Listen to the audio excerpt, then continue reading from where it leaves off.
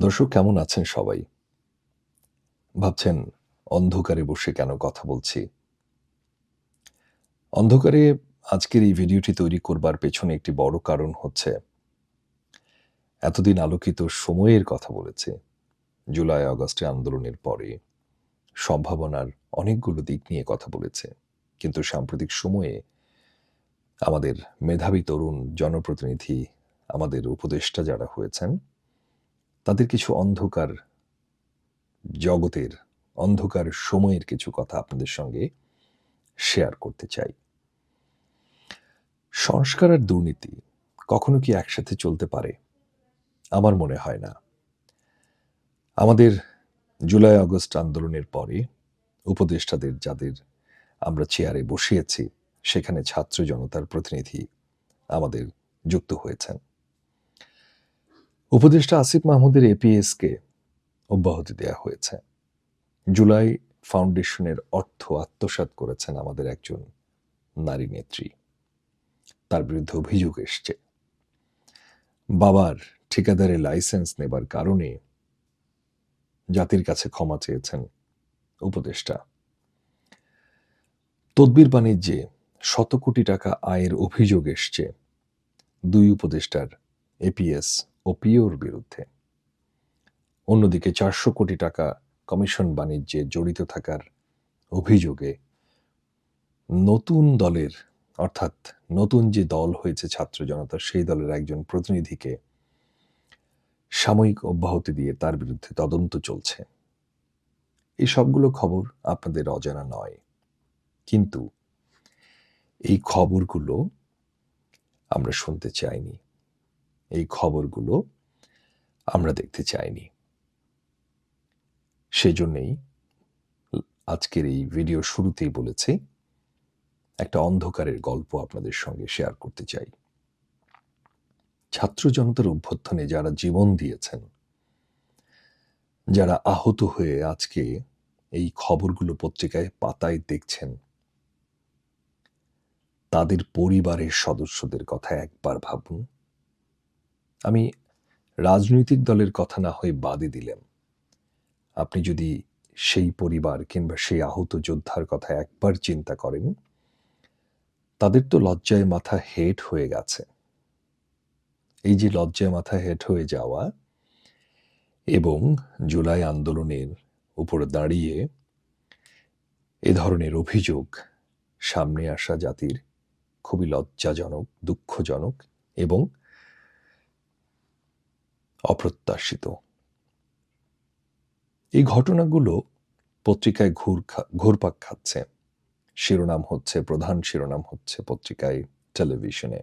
দায় এড়ানোর অনেক চেষ্টা করছেন উপদেষ্টারা। দায় এড়ানোর চেষ্টা করছে ছাত্র জনতার নতুন রাজনৈতিক দল। কিন্তু যে অভিযোগগুলো এসছে, সেগুলো তদন্ত হচ্ছে, তদন্ত চলছে।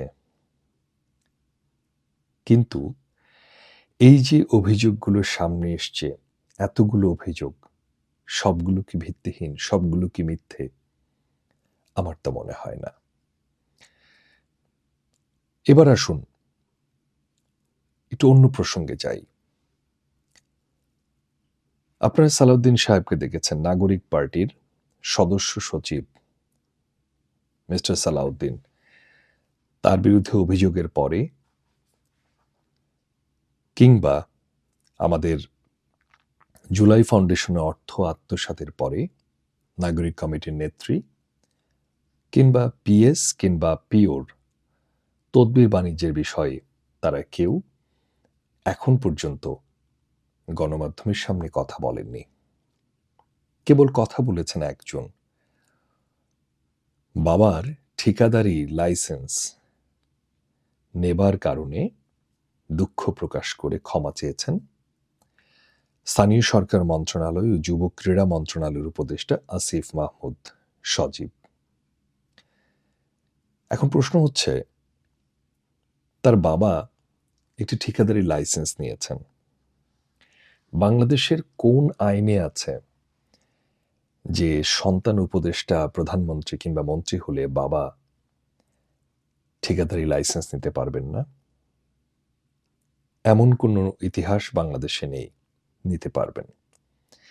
কিন্তু এটিকে ইস্যু করে সামাজিক যোগাযোগ মাধ্যমে যেভাবে প্রতিনিয়ত নিউজ, ফেক নিউজ কিংবা তাকে কটাক্ষ করে যেভাবে পোস্ট দেওয়া হচ্ছে, পরিস্থিতি বিব্রতকর অবস্থায় যাবার আগেই তিনি দুঃখ প্রকাশ করেছেন।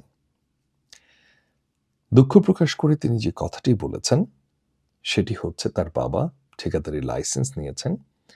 এটি অন্যায় কিছু হয়নি, কিন্তু এটি যেন মানুষ ভুল না বোঝেন সেজন্যে তিনি দুঃখ প্রকাশ করেছেন। ঠিক আছে, দুর্নীতির এই গল্প থেকে না হয় আমরা একটু ঘুরে আসি অন্য জায়গায়। যে বিষয়টি আমাকে ভীষণ গত ৭ মাস থেকে আমাকে প্রশ্নে জর্জরিত করছে, সেটি আপনাদের সঙ্গে এখন শেয়ার করতে চাই। ছাত্র জনতার অভ্যুত্থানের পরে আমাদের আহত যারা রয়েছেন তারা হাসপাতালে চিকিৎসাধীন অবস্থায় আছেন, আপনারা জানেন। বিনা চিকিৎসায় মারা গেছে এমন কয়েকজন আছেন। ভুয়া আন্দোলনকারী হিসেবে অনেকেই সামনে এসছেন। একটা ছোট্ট ঘটনা শেয়ার করলেই আপনারা বুঝতে পারবেন ছাত্র জনতার আন্দোলনের উপর দাঁড়িয়ে একজন উপদেষ্টা কোথায় যে দাঁড়িয়েছেন, কোথায় বসেছেন, আর আন্দোলনের অগ্রভাগের একজন সাহসী তরুণ আজকে কোথায় যে দাঁড়িয়েছেন এই এপ্রিল মাসে। সাইফুদ্দিন মোহাম্মদ এমদাদ বাবু, আপনারা যারা জুলাই আন্দোলনের গল্প শুনেছেন, দেখেছেন, তারা তার নাম শুনেছেন। বাবু মাথায় জাতীয় পতাকা বেঁধে জুলাই আন্দোলনের সময় পুলিশের বন্দুকের সামনে দাঁড়িয়ে চিৎকার করে তিনি প্রতিবাদী কথা বলছিলেন। এই বাবুর উপর সপ্তাহ খানেক আগে আওয়ামী লীগের নেতাকর্মী একদল সন্ত্রাসী নিয়ে আহত এই জুলাই যোদ্ধা সাইফুদ্দিন মোহাম্মদ এমদাদ বাবুর উপরে নৃশংস বর্বর হামলা চালিয়েছে। একটু জানিয়ে রাখি, বাবু জুলাই আন্দোলনে তার চোখে, বাঁ পাশে একটি চোখে স্পিনটার ঢুকে যায় এবং সে চোখটি কার্যত অন্ধকারেই চলে গেছে। তারপরও সেই আহত একটি চোখ নিয়ে প্রতিদিন কোথাও না কোথাও আহত যোদ্ধার খোঁজ নিতে ছুটে যান এই বাবু। সেই বাবুর উপর হামলা হয়েছে।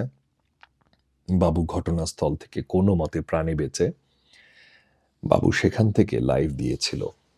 লাইভে তাকে উদ্ধার রক্ষার জন্য আকুতি জানিয়েছে।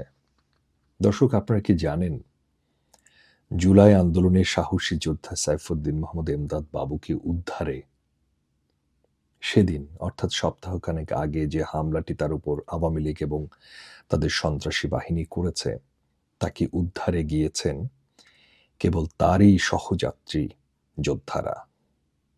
আইন শৃঙ্খলা রক্ষাকারী বাহিনী, স্বরাষ্ট্র মন্ত্রণালয়, আসিফ মাহমুদ, নাহিদ, এই মাননীয় উপদেষ্টা মহোদয় যারা হয়েছেন, তাদের কজন গেছেন তাকে দেখতে, তাদের কজন গেছেন তাকে উদ্ধারে, আমার জানা মতে নেই।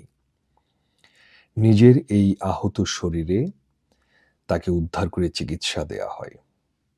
চিকিৎসা নিয়ে কিছুটা সুস্থ হয়ে তিনি সংবাদ সম্মেলন করেন। একটি মামলা নেবার জন্য থানায় থানায় ঘুরে বেড়ান। মামলা নিতে চায়নি কেউ। অনেক অনুরোধের পর, অনেক অনুনয় বিনয়ের পর একজন উপদেষ্টার দয়ায়, আবারও বলছি, একজন উপদেষ্টার দয়ায় জুলাই আন্দোলনে আহত যোদ্ধার উপর দ্বিতীয় দফায় হামলার ঘটনায় একটি মামলা নেওয়া হয়। মামলা নেয়ার পরে বাবু এখন কেমন আছেন, এই হামলা যারা করেছেন তাদের গ্রেফতার করা হয়েছে কিনা, দ্বিতীয় দফা এই হামলার পরে সংবাদ সম্মেলন হয়েছে 19 এপ্রিল সকাল 11টায়।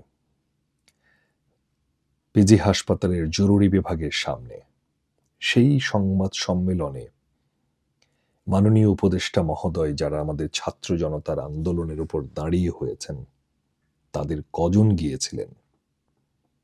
তাহলে প্রশ্ন হচ্ছে, এই ছাত্র জনতার আন্দোলনের যে ঐক্য, যে ত্যাগ, তা কি কেবল সংস্কারের জন্যে, তা কি কেবল চেয়ারে বসবার জন্যে, তা কি কেবল নির্বাচনের জন্যে, তা কি কেবল নতুন রাজনৈতিক দলের জন্যে, নাকি অন্য কোনো কারণে? এই প্রশ্নটি আপনাদের কাছে আমি রাখলাম। সবাই ভীষণ ভালো থাকবেন।